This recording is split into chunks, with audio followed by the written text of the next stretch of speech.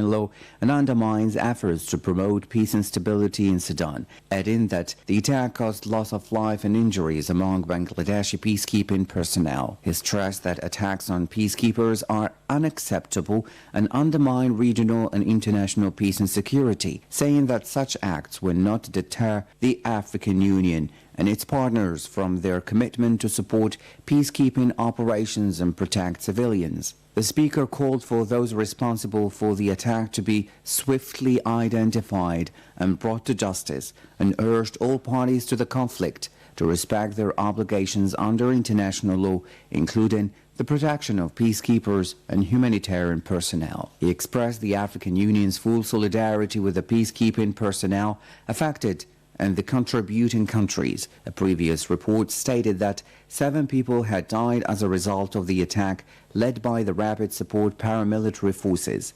The Sudanese Doctors Network, for its part, described the attack as a blatant violation of international humanitarian law, which prohibits targeting health facilities and civilians. The network also condemned what it described as systematic attacks against medical institutions and health personnel, holding the RSF fully responsible for the grave humanitarian and health consequences. It called on the international community, human rights organizations and humanitarian actors to take urgent action to protect civilians and medical infrastructure, ensure unhindered access to humanitarian aid and lift the siege imposed on South Kordofan state. According to United Nations estimates, more than 41,000 people fled violence in North and South Kordofan states during November.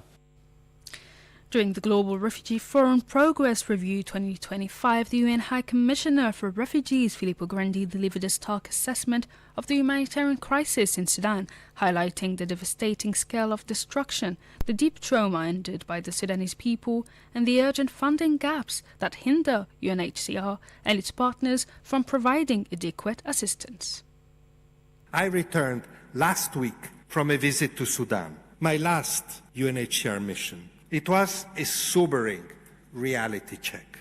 The scale of the destruction I saw and the depth of the trauma inflicted on the Sudanese people are devastating. It was hard to hear displaced Sudanese women in Adabba describe the sexual violence they had escaped. It is harder still to explain that UNHCR and its partners cannot provide all the help they need because of lack of funds. What a shameful indictment of the state of the international solidarity.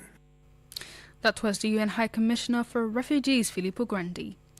The United Nations International Children's Emergency Fund, UNICEF, has warned that more than 100,000 children among 500,000 people have fled the escalation of violence in the eastern part of the Democratic Republic of the Congo, the DRC, particularly in South Kivu province, with some seeking refuge in neighboring Burundi. The details with Masoud Sharfi. According to the UN agency, the intensification of hostilities since early December has triggered massive population displacement